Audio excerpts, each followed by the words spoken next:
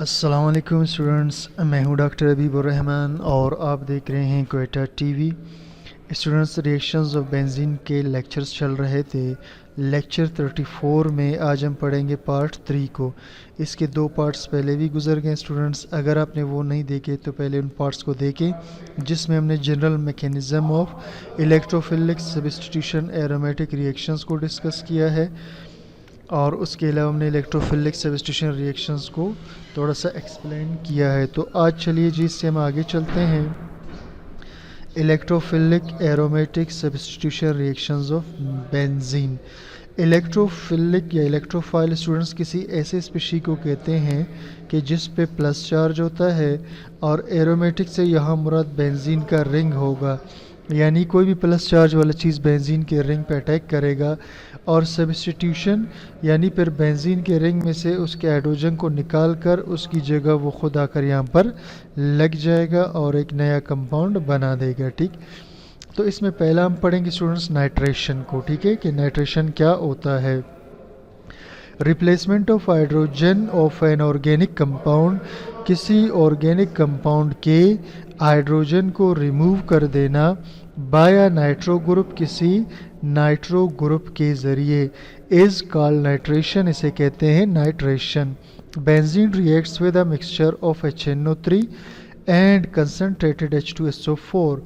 Benzene reaction करता है mixture के साथ HNO3 कंसनट्रेटेड यानी नाइट्रिक एसिड के साथ, जो कि यहाँ पर ये है, एंड कंसनट्रेटेड सल्फ्यूरिक एसिड के साथ, जो कि यहाँ पर शो किया है, एट 50 to 55 सेंटीग्रेड, 50 से 55 सेंटीग्रेड पर, टू प्रोड्यूस नाइट्रोबेंजीन। और क्या बनाएगा?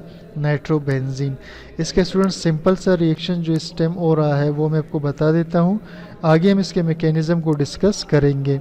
यहाँ पर स्टूडेंट्स ये नाइट्रो आकर बेंजीन के साथ लग गया और ये जो OH है ये H के साथ निकल जाएगा, तो यहाँ पर बज़ाहिर एक पानी का मालिक्यूल बन जाएगा और उसके साथ स्टूडेंट्स ये जो बेंजीन का रिंग था इसके साथ नाइट्रो ग्रुप आकर के लग जाएगा, यानी ये नाइट्रो इधर आकर बेंजीन के साथ लग गया, ये वाला कंपाउंड बना दिया, और OH H के साथ मिलकर ये वाला वाटर बना रहा है। ठीक है, अब हम इसका डिस्कस करते हैं स्टूडेंट्स मैकेनिज़्म को, कि इसका मैकेनिज़्म कैसे होगा। ठीक है, तो चलिए जी अब चलते हैं मैकेनिज़्म की तरफ।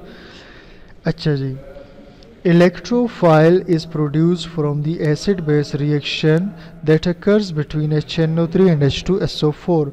electrophile यानी चार्ज वाला स्पीशी पैदा, पॉजिटिव चार्ज का स्पीशी पैदा होता है एसिड बेस के रिएक्शन से, और वो एसिड बेस का रिएक्शन दैट अकर्स होता है HNO3 और H2SO4 में। यानी यहाँ पर स्टूडेंट्स आप देखें कि H2SO4, अब मैंने सॉरी स्टूडेंट्स, ठीक है, मैं लिखता हूँ इसको ज़रा HO3 और SO और H। असल में स्टूडेंट्स अगर आप इस पर गौर करें ये H2SO4 है। ठीक है, मैंने इसे खोल किस लिए लिखा है ताकि रिएक्शन कराते हुए ये बात ज़रा क्लियर रहे। ठीक है, और साथ में स्टूडेंट्स यहाँ पर है नाइट्रो ग्रुप। ठीक है, यहाँ पर नाइट्रो लगा हुआ है। ठीक हो गया स्टूडेंट्स। अब क्या होगा कि ये जो स्टूडेंट्स ये HNO3 है असल में ये वाला, और ये वाला असल में है H2SO4। अब इसमें रिएक्शन कैसे होगा? ठीक है, यहाँ पर जो ऑक्सीजन के इलेक्ट्रॉन होंगे स्टूडेंट्स, ये वाले इलेक्ट्रॉन क्या करेंगे, इस H को अपने पास ले जाएंगे। अब देखने जी, H को जब अपने पास ले जाएंगे तो उसके बाद ये स्ट्रक्चर आपको कुछ इस तरह से मिलेगा। ठीक है, ये स्टूडेंट्स यहाँ पर जो है ये इस 2 इलेक्ट्रॉन के साथ H आकर के लग गया। ठीक है, H जब वहाँ जाकर लग जाएगा स्टूडेंट्स यहाँ पर, तो फिर यहाँ रह जाएगा ये HSO4 माइनस। ठीक है, तो ये रह जाएगा HSO4 माइनस, ये अलग हो जाएगा और बाकी सब कुछ अलग हो चुका। चलिए जी आगे देखते हैं। Air HNO3 act as a base, यहाँ जो HNO3 है ये बेस का काम करेगा, अगरचे एसिड है लेकिन वीक एसिड है, तो वीक एसिड स्ट्रॉन्ग एसिड के मुकाबले में हमेशा बेस का काम करेगा। Air HNO3 act as a base, HNO3 base का काम करेगा टू एक्सेप्ट अ प्रोटॉन, जो कि प्रोटॉन को ले रहा है फ्रॉम स्ट्रॉन्ग एसिड H2SO4, एक स्ट्रॉन्ग एसिड H2SO4 से, and produce a protonated nitric acid, और ये प्रोटॉन वाला नाइट्रिक एसिड बनाएगा जिसे प्रोटोनेटेड नाइट्रिक एसिड कहेंगे, और ये जो दूसरा वाला स्टूडेंट्स इसको हम कहते हैं बाइसल्फेट आयन। ठीक है, अब नेक्स्ट स्टेप में क्या होगा students, now protonated HNO3 dissociates. अब जो प्रोटोनेटेड HNO3 था वो टूट जाएगा to form a nitronium ion, और क्या बना देगा, नाइट्रोनियम आयन। स्टूडेंट्स इसे मैं यहाँ से उठा लेता हूँ, ठीक है, और इसको मैं यहाँ पर कर लेता हूँ पेस्ट। ये स्टूडेंट्स ये हमारे पास था प्रोटोनेटेड नाइट्रोनियम आयन। अब इसमें क्या होगा स्टूडेंट्स, इस प्रोटोनेटेड नाइट्रोनियम आयन में आप गौर करें कि इसका ये जो पोर्शन है ये वाला, ये वाटर बन कर के अलग हो जाएगा। ठीक है, जब ये वाटर बन के अलग हो जाएगा स्टूडेंट्स, तो इसमें अगर आप गौर करें ये आपको NO2 नज़र आ रहा है। ठीक है, ये ऑक्सीजन ये नाइट्रोजन के साथ ये जो दो ऑक्सीजन रह गए हैं ये इसके साथ अलग हो जाएंगे। ठीक है, तो ये बन जाएगा अब नाइट्रोनियम आयन। क्या बन गया, नाइट्रोनियम आयन। तो ये हुआ, अब प्रोटोनेटेड HNO3 टूट जाएगा और बनाएगा नाइट्रोनियम आयन जो कि ये वाला है। सही, अब इसके बाद क्या होगा, the electrophile attacks the benzene, और इसी नाइट्रोनियम आयन को स्टूडेंट्स हम कहते हैं इलेक्ट्रोफाइल। ठीक है, अब क्या होगा जी, electrophile attacks the benzene ring, electrophile attack करेगा बेंजीन के रिंग पर टू फॉर्म एरेनियम आयन, और अब ये बनाएगा स्टूडेंट्स एरेनियम आयन। क्या बनाएगा जी, ये स्टूडेंट्स बना देगा एरेनियम आयन। चलिए जी मैं बना लेता हूँ, ये बेंजीन का रिंग है। ठीक है, इस पर अटैक कर लेगा क्या चीज़ भाई, इस पर अटैक करेगा ये नाइट्रोनियम आयन। ठीक है, ये इस पे करेगा अटैक इस जगह पर, यानी ये जो इलेक्ट्रॉन है इन पर अटैक करेगा। सही, अब इलेक्ट्रॉनों पर अटैक करने के बाद अब स्टूडेंट्स बेंजीन का जो स्ट्रक्चर है उसमें क्या होगा, ये वाले जो इलेक्ट्रॉन है स्टूडेंट्स ये नाइट्रोनियम को जोड़ने के लिए चले जाएंगे। ठीक है, तो ये वाले इलेक्ट्रॉन नाइट्रो को अपने साथ जोड़ देंगे, और हाइड्रोजन पहले से जुड़ा है, ये जो स्टूडेंट्स ये इलेक्ट्रॉन थे ये तो चले गए, लिहाजा यहाँ इलेक्ट्रॉन की कमी की वजह से यहाँ पर आएगा पॉजिटिव चार्ज। ठीक है, यहाँ क्या होगा, पॉजिटिव चार्ज।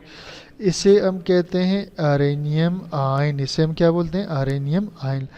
अब इसके बाद स्टूडेंट्स लास्ट स्टेप इसका चलेगा जिसमें आरेनियम आयन में से, ठीक है, अब इसके बाद स्टूडेंट्स क्या होगा देखिए जी, इसके बाद intermediate arenium ion loses a proton. अब जो आरेनियम आयन स्टूडेंट्स बन चुका पिछले स्टेप के अंदर जिसमें H भी लगा था, NO2 और प्लस चार्ज भी था।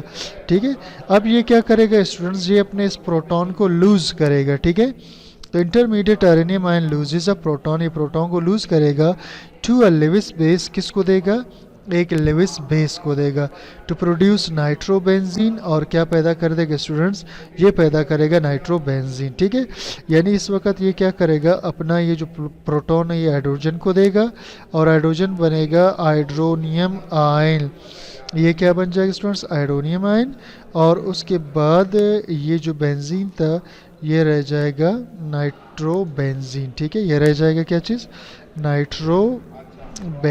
ठीक है, अब स्टूडेंट्स लास्ट में क्या होगा, ये जो हाइड्रोनियम आयन है H3O प्लस ये मिलेगा बाइसल्फेट आयन के साथ, और ये अपना एक H बाइसल्फेट को देगा, तो बाइसल्फेट दोबारा H2SO4 बनेगा और H2O दोबारा रिलीज हो जाएगा। तो स्टूडेंट्स ये था, ठीक है, यहाँ पर हमने डिस्कस कर लिया किस चीज़ को स्टूडेंट्स, यहाँ पर डिस्कस किया हमने, ठीक है, नाइट्रेशन ऑफ बेंजीन को। अब इसके बाद स्टूडेंट्स हम अगले स्टेप में चलते हैं जहाँ पर हमने सल्फोनेशन ऑफ बेंजीन को डिस्कस करना है। ठीक है, अब स्टूडेंट्स हम डिस्कस करते हैं सल्फोनेशन को, replacement of hydrogen of an organic compound, replace करना यानी हटा देना हाइड्रोजन को किसी ऑर्गेनिक कंपाउंड के, ये ऑर्गेनिक कंपाउंड स्टूडेंट्स ये इसका हाइड्रोजन है, इस हाइड्रोजन को रिप्लेस करना किसी और ग्रुप के ज़रिए बाय सल्फोनिक एसिड के ज़रिए इस कॉल्ड सल्फोनेशन, इसे कहते हैं sulphonation. Benzene reacts with fuming sulphuric acid, benzene reaction करता है फ्यूमिंग सल्फ्यूरिक एसिड। फ्यूमिंग कहते हैं स्टूडेंट्स दोनों जैसी चीज़ को, यानी H2SO4 के साथ जब SO3 हो तो इसे हम फ्यूमिंग सल्फ्यूरिक एसिड कहते हैं। एट रूम टेम्परेचर ये रिएक्शन होगा 25 सेंटीग्रेड पर to give benzene sulphonic acid, और फिर क्या बनेगा, बेंजीन सल्फोनिक एसिड बनेगा। ठीक है, अब स्टूडेंट्स रिएक्शन में होता क्या है कि जो SO3 ग्रुप है ये अटैक करता है बेंजीन के रिंग पर, और बेंजीन के रिंग में से H को हटा करके ये इधर आकर लग जाएगा। तो अब देखिए स्टूडेंट्स रिएक्शन कैसे होगा, यानी SO3 इधर अटैक कर लेगा, ठीक, और ये H इधर आकर के फिर लग जाएगा। तो इस कंपाउंड को स्टूडेंट्स हम कहते हैं बेंजीन सल्फोनिक एसिड। ठीक है, अब हम इसका मैकेनिज़्म पढ़ेंगे स्टूडेंट्स। तो चलिए जी स्टार्ट करते हैं। सल्फ्यूरिक एसिड आयोनाइजेज, ये स्टूडेंट्स 2 H2SO4 मैंने लिखे हैं खोल कर, ये सल्फ्यूरिक एसिड है। Ionises to produce hydrogen sulphate, ये क्या बनाएगा स्टूडेंट्स, हाइड्रोजन सल्फेट बनाएगा और हाइड्रोनियम आयन बनाएगा। अब देखिए स्टूडेंट्स कैसे बनाएगा, इधर देखते जाए स्टूडेंट्स। ठीक है, इसमें से एक SO3 अलग हो जाएगा, ये वाला सही, एक इसमें से स्टूडेंट्स अलग हो जाएगा SO3, और एक स्टूडेंट्स इसमें से अलग हो जाएगा HSO4 माइनस, जिसे बाइसल्फेट कहते हैं। और बाकी देखना 3 हाइड्रोजन और 1 ऑक्सीजन है, तो ये बनाएंगे H3O+, जिसे हम कहते हैं hydronium ion. Electrophile attacks the benzene, यहाँ का इलेक्ट्रोफाइल स्टूडेंट्स ये वाला होगा। ठीक है, electrophile attacks the benzene ring to form arenium ion. अब यहाँ मैं ड्रॉ करता हूँ पहले बेंजीन के स्टूडेंट्स रिंग को, और बेंजीन के रिंग पर अटैक करेगा इलेक्ट्रोफाइल जो कि SO3 है। स्टूडेंट्स अब ये इलेक्ट्रोफाइल कैसे है, असल में सल्फ़र जुड़ा हुआ है 3 ऑक्सीजन के साथ, तीनों ऑक्सीजन हाईली इलेक्ट्रोनेगेटिव है, तो इस पर आएगा थोड़ा सा पॉजिटिव चार्ज। इस पॉजिटिव चार्ज की वजह से क्या होगा कि ये अटैक करेगा इन इलेक्ट्रॉनों पर बेंजीन के रिंग में। तो जब बेंजीन के रिंग में ये अटैक कर लेगा इलेक्ट्रॉनों पर, तो H तो इधर ही लगा रहेगा स्टूडेंट्स। अब ये जो SO3 ग्रुप है ये भी इधर आके लग जाएगा, और स्टूडेंट्स यहाँ पर जो इलेक्ट्रॉन थे ये चूँकि जा चुके, इसलिए इस जगह पे आएगा प्लस चार्ज, जिसे मैं यहाँ पर शो कर रहा हूँ। तो अब ये बन चुका है आरेनियम आयन। ठीक है, अब आगे क्या होगा स्टूडेंट्स, आगे देखिए जी, Lewis base removes proton from arenium ion, फिर एक लेविस बेस रिमूव कर देगा प्रोटॉन को आरेनियम आयन से to produce benzene sulfonate ion, और क्या बना देगा जी, बेंजीन सल्फोनेट आयन बना देगा। ठीक है, क्या बना देगा जी, बेंजीन सल्फोनेट आयन। ठीक है, तो चलिए जी मैं इधर दोबारा से एक दफ़ा आरेनियम आयन को ड्रॉ कर लेता हूँ। ठीक है, जिसके साथ एक H लगा हुआ है और SO3H लगा हुआ है। ठीक है, अब स्टूडेंट्स इसमें क्या होगा कि बाइसल्फेट आयन इस पर अटैक कर देगा। ठीक है, क्या अटैक करेगा स्टूडेंट्स पे, बाइसल्फेट आयन। ठीक है, ये बाइसल्फेट आयन को अपना H ये वाला दे देगा, ये बन जाएगा दोबारा H2SO4। H2SO4 बनने के बाद स्टूडेंट्स रह जाएगा बेंजीन का रिंग। ठीक है, अब बेंजीन के रिंग पे इस वक्त सल्फ़र जुड़ा हुआ है अपने 3 ऑक्सीजन के ज़रिए, चूँकि सल्फ़र 6 बॉन्ड बनाता है, लिहाजा एक ऑक्सीजन सिंगल बॉन्ड के ज़रिए जुड़ा होगा, उसके ऊपर इलेक्ट्रॉन मौजूद होंगे। इसके बाद स्टूडेंट्स क्या होगा कि benzene sulfonate ion accepts a proton from hydronium ion. अब बेंजीन सल्फोनेट आयन एक्सेप्ट करेगा प्रोटॉन हाइड्रोनियम आयन से, हाइड्रोनियम आयन जो यहाँ पर स्टूडेंट्स बनाता है। ठीक है, इससे बेंजीन क्या करेगा, प्रोटॉन लेगा to produce benzene sulphonic acid, और फिर क्या बना देगा, बेंजीन सल्फोनिक एसिड। ठीक है, यहाँ बेंजीन के साथ 3 सल्फ़र के साथ 3 ऑक्सीजन थे, अब ये मिलेगा H3O+ यानी आयोडोनियम आयन के साथ बेंजीन का रिंग। तो आयोडोनियम आयन के साथ मिलने के बाद स्टूडेंट्स, सॉरी ये डायग्राम थोड़ा सा स्टूडेंट्स मुझसे ख़राब हो गया, मैं इसे दोबारा रीड्रा करता हूँ इसको। ठीक है स्टूडेंट्स, ये मैंने इसको दोबारा से रीड्रा कर लिया है। ठीक है, तो यहाँ पर बेंजीन के साथ जो SO3 लगा हुआ था स्टूडेंट्स, यहाँ पर ऑक्सीजन, यहाँ ऑक्सीजन -4, यहाँ ऑक्सीजन, तो यहाँ से एक H इधर आ जाएगा, तो ये बन जाएगा बेंजीन सल्फोनिक एसिड। क्या बन जाएगा स्टूडेंट्स, ये बन जाएगा बेंजीन सल्फोनिक एसिड, और वाटर का मॉलिक्यूल दोबारा क्या हो जाएगा स्टूडेंट्स, रिलीज हो जाएगा। तो ये था बेंजीन का स्टूडेंट्स सल्फोनेशन। अब लास्ट में स्टूडेंट्स हम डिस्कस करते हैं हेलोजिनेशन को। Replacement of a halogen of an organic compound by replacement of hydrogen, hydrogen को निकालना किसी ऑर्गेनिक कंपाउंड से bye halogen is called halogenation. Halogen के ज़रिए से हम कहते हैं halogenation. Benzene reacts with halogens chlorine and bromine, benzene मिलता है हेलोजन के साथ यानी chlorine bromine in the presence of Lewis acid, Lewis acid की मौजूदगी में, सच एज FeCl3 और FeBr3, जैसा कि फेरिक क्लोराइड या ferric bromide, to produce halo benzene, और क्या बनाएगा एलो बेंजीन, यानी क्लोरोबेंजीन या ब्रोमोबेंजीन। अब मैकेनिज़्म को स्टूडेंट्स डिस्कस करते हैं। सबसे पहले स्टूडेंट्स क्या होगा मैकेनिज़्म के अंदर कि क्लोरीन का जो मॉलिक्यूल होगा, ठीक है, यानी Cl2, ये स्टूडेंट्स सबसे पहले अटैक करेगा FeCl3 फेरिक क्लोराइड पर, यानी यहाँ से जो इलेक्ट्रॉन का जोड़ा है स्टूडेंट्स, ये जाकर बॉन्ड बनाएगा FeCl3 के साथ, ठीक है। तो ये क्लोरीन आकर के जुड़ गया FeCl3 के साथ, सही स्टूडेंट्स। अब ये बना चुका है एक कम्प्लेक्स। इस कम्प्लेक्स के अंदर स्टूडेंट्स ये वाला जो बॉन्ड है ये बहुत ज़्यादा वीक बॉन्ड होता है, ठीक है। तो चले जी, chlorine reacts with FeCl3, chlorine मिलेगा FeCl3 से to produce a Lewis acid base complex, और लेविस एसिड बेस कम्प्लेक्स बनाएगा। इसे लेविस एसिड बेस क्यों कहते हैं स्टूडेंट? क्योंकि क्लोरीन ने इलेक्ट्रॉन दिया है जो कि बेस है, और FeCl ने इलेक्ट्रॉन का जोड़ा एक्सेप्ट किया है जो कि एसिड है। Complex as a weak and polar chlorine chlorine bond, इस कम्प्लेक्स में कमज़ोर पोलर क्लोरीन क्लोरीन बॉन्ड है, यानी ये वाला जो बॉन्ड है ये वीक है। And act as a source of chloronium ion, और ये क्लोरोनियम आयन का सोर्स है। यहाँ पर स्टूडेंट्स प्लस चार्ज होगा, ठीक है। अच्छा, क्लोरोनियम आयन का ये सोर्स है। अब इसके बाद क्या होगा स्टूडेंट्स, आगे चलते हैं जी। देखिए जी, benzene ring donates an electron pair to terminal chlorine.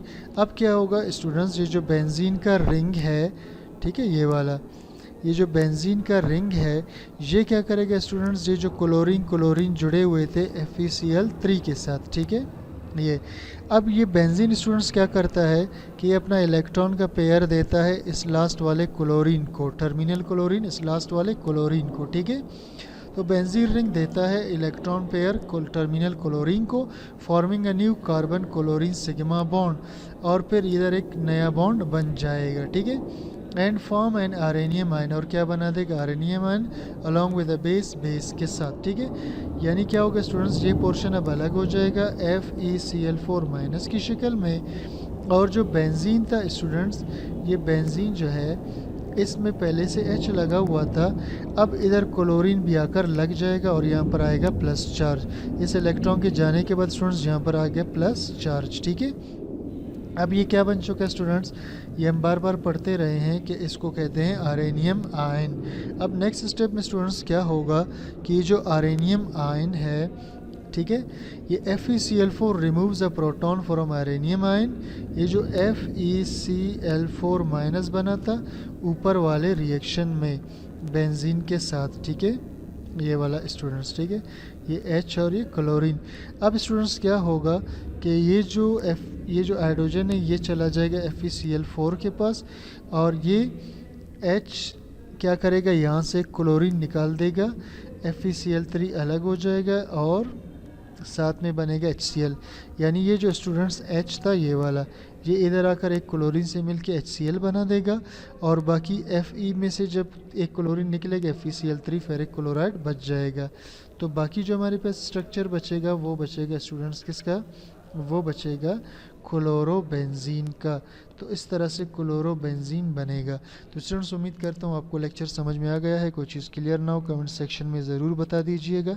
Channel को सब्सक्राइब लाइक शेयर ज़रूर कीजिए, और इस लेक्चर का पार्ट 4 इंशाल्लाह मैं जल्द अपलोड करूँगा। Thank you for